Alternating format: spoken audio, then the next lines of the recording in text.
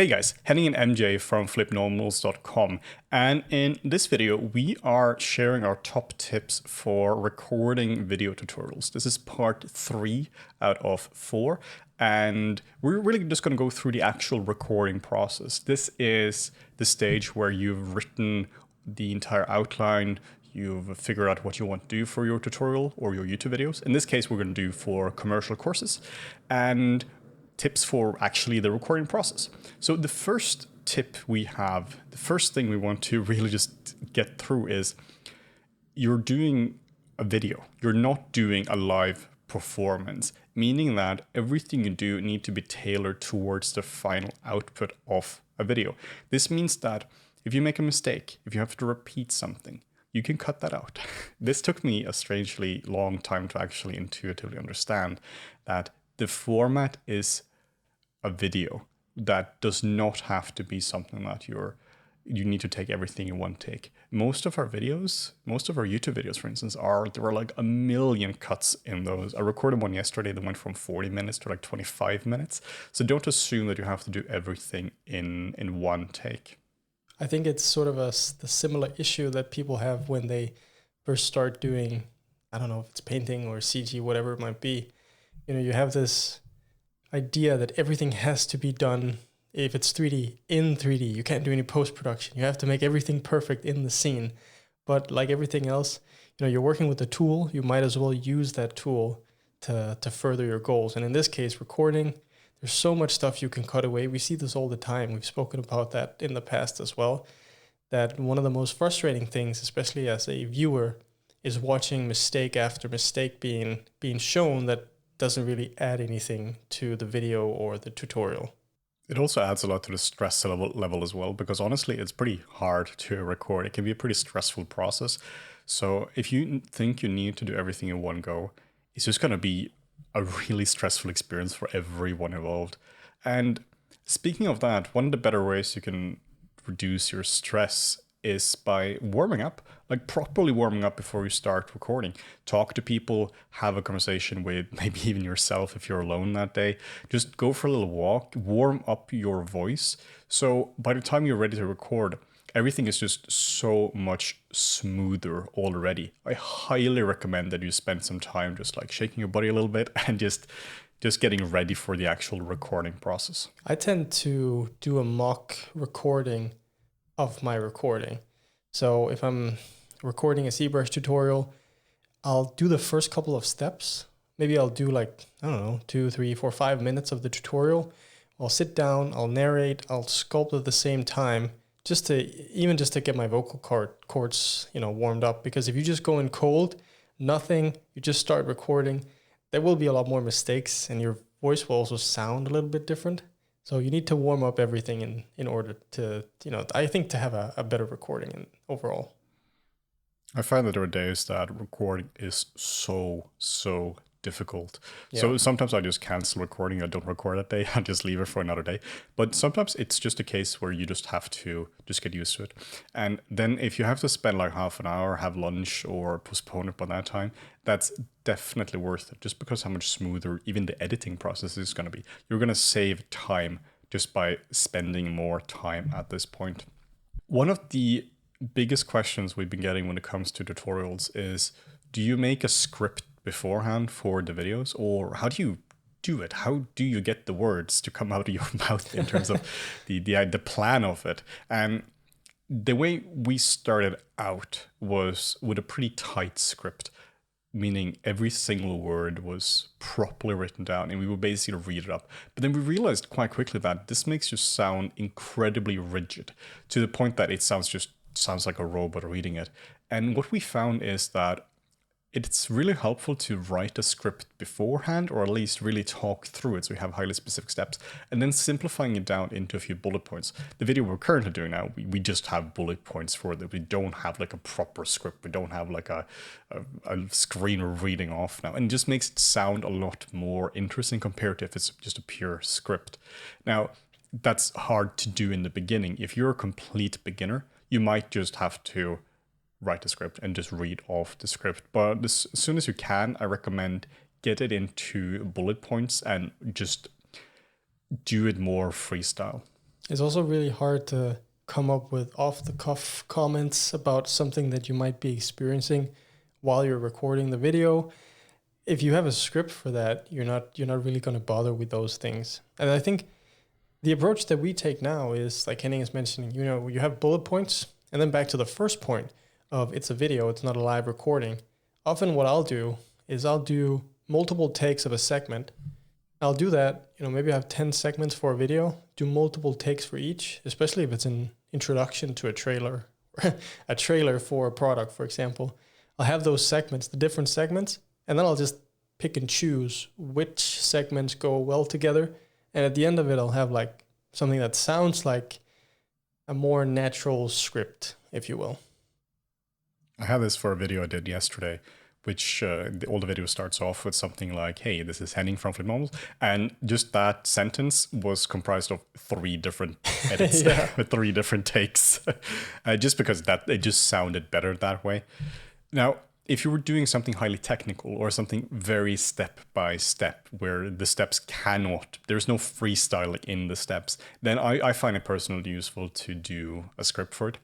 An example of this would be for if we're explaining color space. I had a Maya tutorial some years ago, Introduction to Maya, where we had to explain color space, and that's really technical. And it's pretty difficult, and it's not a topic that I'm incredibly familiar with. So in that case, I wrote a script and I just sent that off to some other people and had them clear it for me, just make sure it's all correct. And then I'm basically just reading off the script at the end. And it works, you don't have to read it like 100%, but I use that very much as a base. But that's really only if something is highly technical or if it's very difficult to do and you just need a step by step. We see this with hard surface tutorials very specifically as well, where you have, especially when it's in ZBrush, for example, you have very specific steps and you have to press things in the UI in the right order. It's kind of impossible to do that if you're doing something without a script.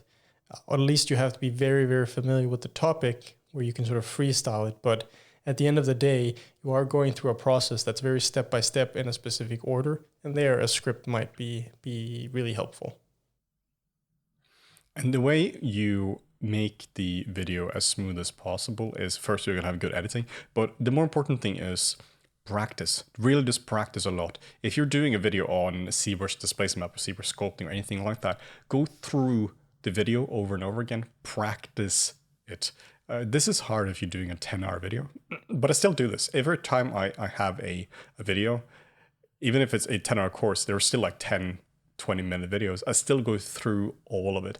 And it means everything is so much smoother. And this is relating to a point we made in another video here, that don't experiment, just practice properly beforehand. And if you need to experiment, do that during the practice round, and it's going to be so much better. Practice with scene files as well. Go through the actual scene files, and you practice until the topic is there, until you properly understand it, and until you can do it without looking up notes. It takes a lot of time, but it's really worth it. The video becomes so much smoother, and the information is also a lot more correct that way as well. Do it on your own time, not at the expense of your viewers. I think we've talked about that in the past as well, right? Where your viewers' time is very precious. So try to respect that they're putting in the time and the effort to watch something that you've created. In terms of how do you actually speak, this is something that both MJ and I have practiced extensively. If you listen to the earliest videos on YouTube, like if you actually go back to like 2014 when we started with YouTube, you can tell that we sound very different. Like for me personally, I've gone through and straight up listened to my own recordings a lot, and that's torture in the beginning. And I found things that the ways I spoke, which I didn't like, so I changed that. So my accent has actually changed a bit since 2014, 2013, which is quite interesting. It's quite noticeable, actually. Yeah, it was more British and less refined at that time. So it's changed a lot. And one of the specific things I've changed, which is something that's really hard to do, try to replace all these like filler words with just silence. Just even in like everyday conversation, I find that works pretty well. People aren't really awkward if there is a silence, but particularly going back to the very first point we made in the video, if there is a silence, you can edit it out. And that's something I do all the time in these videos, where there is a silence or I have to think about something mid-sentence. There might be a 5-second pause where I'm just thinking about the next word. Cut out the 5-second silence and nobody will be able to tell. And it's really helpful, especially when you're doing your edit and you look through your audio, because if you have that silence there, it's going to be very noticeable compared to the sections where there's speech, because your waveform is going to go up and down, and all of a sudden it's just going to be straight.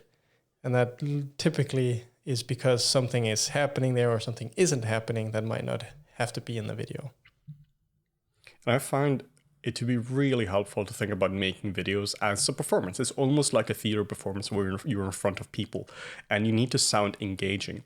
If you, like, the sure sign of somebody being a complete beginner to making videos, which we've gone through as well, is that you speak like this in a monotonous low voice and everything is just the same. No, have some ups and downs, have a melody to it. This is really hard to do, but this makes a tremendous difference in how you're speaking. If you're just reading off a script in the most monotonous way, the video is not going to be engaging. It's not going to be fun for you to do. It's not going to be fun for the viewer as well. So really try to think of it as a performance. Practice beforehand. And like really think about it as something that people are going to actually have to experience. I know something that I do a lot is I gesture quite a lot when I speak, and it's very subconscious for me now. Obviously now it's very conscious because I just said it, so I know I'm doing stuff with my hands.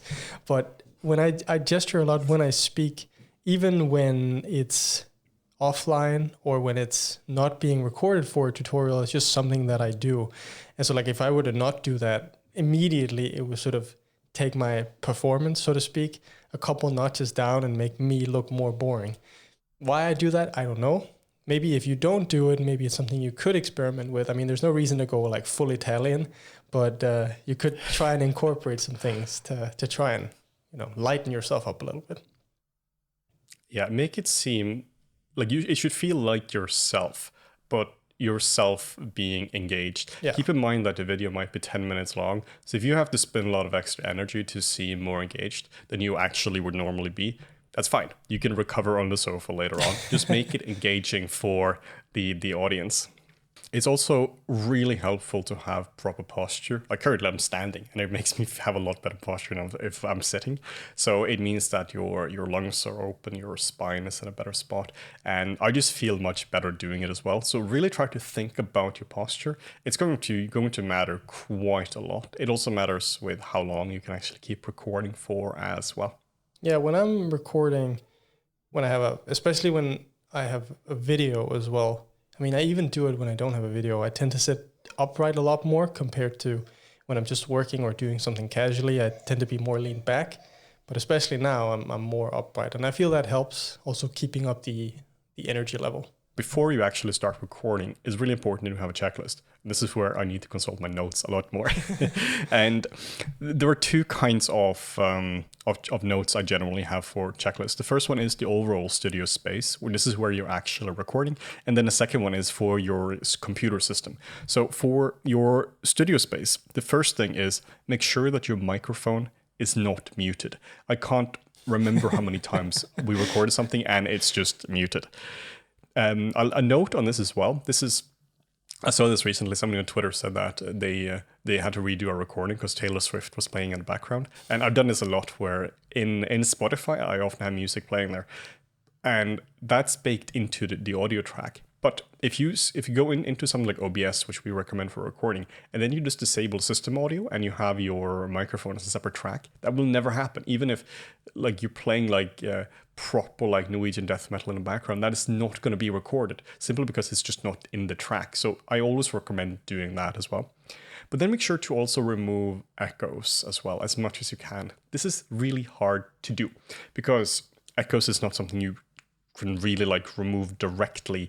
You can't just like make a spray or something. But in general, if you have a concrete building or concrete walls and you don't really have a lot of stuff in your room, there's going to be a lot of echo. So I recommend putting stuff next to you that is like nice and soft. What I would do for a lot of my recordings in the last place I lived, there was a lot of echo in that office. But putting up like a drying rack and putting my duvet on that and tons of blankets really worked. It's like the most bootleg solution in the world, but it significantly reduced the echo. I would also have pillows behind the monitors as well, and just add as many soft things as possible. And the videos went from completely unwatchable to actually quite pleasant just because of that. It would take me about 5 minutes just to, I call it like deploying my anti-echo secrets. And that's what the original notes here was actually saying. But just reduce echo at all cost. Then make sure that you close all windows, and like if there is a window open, there's going to be a car alarm or a train or something outside. So just close all of them. Make sure you have a water bottle nearby. Always have a water bottle. And you're going to get thirsty. You're going to need water throughout. So make sure you have that. Make sure you remove all sounds, external sounds from devices. If you have an iPad or a phone, make sure those are all silent.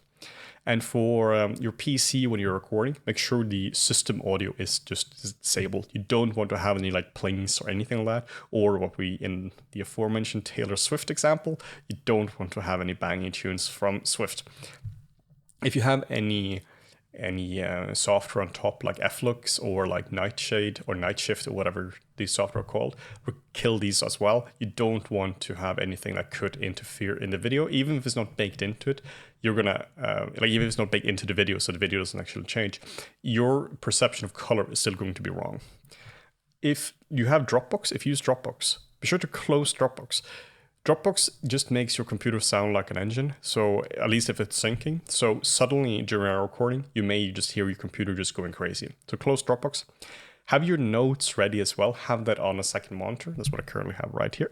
And if you need to show something in a browser, or if you need to show something in a Windows Explorer or desktop, hide bookmarks, hide your general file browser, or as much as you can from that, and use like specific folders for that. This is for privacy reasons. You don't want anyone to be able to see the specific address to whatever bank you're using or anything like that. You'd be very surprised by how much stuff people actually leave in videos like that. Then close all instant messaging. Like if you're back in the using Skype, remove that stuff. You remove any notifications from anything. You don't want to have that stuff pop up. Then if you have key pressing software, so you can actually see the keys, make sure that's enabled. And if you have annotation tools as well, like we use Epic Pen, which allows you to really draw on top of the screen, which is super nice, make sure that's enabled as well. So just make sure that essentially that the audio quality is good, microphones are enabled, there is no external sounds around, and then you should be good to go. I highly recommend making a checklist like this, because man, you're going to forget some of this stuff and your video is going to be actually destroyed. Yeah, and I mean, the reason we have this checklist is just through bitter experience. And this thing is going to happen for you. Even though you have a checklist, there are things that will come up that you just didn't think about. Things you forgot or new things that sort of tend to happen. So the checklist keeps evolving, new stuff keeps getting added, but it's a good thing because ultimately your future videos will just be better. And one thing on like the note of echoing, I think something that can be really useful as well is if you're in a very echo heavy room, just think about like the more stuff you can pile into that room, just make a giant hoarder room, the better, especially soft things. That's, yeah. Whenever you are recording videos, you're also going to be making a ton of mistakes. Whenever I'm recording by myself, I make a lot of mistakes. But whenever I'm recording with Morten, we tend to not really have to edit out a whole lot. So this is actually one of the reasons we're recording videos together, or Lucy used to. But you are going to be making a crazy amount of mistakes in the video. So just acknowledge that and have a process for that. What I tend to do whenever I make a mistake is snap into the microphone. Not going to do it now because that's going to be annoying. Like snap or make like a clap, just so you can see in the waveform. You can see a little tick where it is. And then I tend to always make audio notes for myself. Essentially, you are going to forget the mistake you were doing. You can forget why you have to cut it out. So what I tend to do is clap, snap, and then say something like, cut away the last 10 seconds. I had to I selected the wrong object here. I need to select the correct one. And then snap again, then wait a little bit. The reason this is so useful is because you are simply not going to remember the mistake when you're in the editing. And the editing can be anything from like a day to like months later. This is like one of the, I think this is single-handedly the best thing I've done for making my videos smoother. Adding audio notes made it so much easier to remove mistakes. Yeah, we didn't used to do audio notes. I mean, in the beginning, we didn't do the clap. And then we sort of figured out, okay, we can do a clap and that'll show in the waveform, and that's going to make it easier to cut out. One thing I will note there as well is that make sure it's not just a sound that's almost the same as your voice in terms of loudness. Make it loud. The louder it is, the more visible it's going to be on the waveform. But the audio commentary about what's happening, that has saved us so many times, because you just forget, you look at something a month later and you're like, I know there's a mistake here, but I don't know what the mistake is. And when you do make a mistake, just accept that you're making mistakes and have processes for that. But one of the things is try to make it as seamless as possible. Try to really make it so that you can't tell that there was a mistake in this case. So that if you said something before, try to say the same thing over and over again and until you get it right. This is like what I often do is I tend to keep something like in my short-term memory. I try to think about what did I just say, and then if I said something like select the clay builder brush, but you want to select another one, then I would instead just repeat, now select the damn standard brush, and then you can just seamlessly edit that into it. So that makes it quite nice and simple. Yeah, and trying to keep the same tone of voice that you had before. This is going to come with practice as well. When you have your sort of speaking voice for tutorials, keeping that same tone of voice, the level of excitement or disdain for the task you're doing, keeping things similar will make it a lot easier to cut in the newer element, which is correct, and cut out the incorrect part. To get good audio quality, the single and most important thing you can do is get a good microphone. I'm using the Rode Podcaster here. This is a very good microphone, and it's not crazy expensive. We briefly discussed microphones in the first video in this series, but you can easily get microphones that are pretty decent in the $100 range. You don't have to get a $500 microphone to make good videos, but I do recommend actually spending a bit of money on that, just so to make sure that you are covered.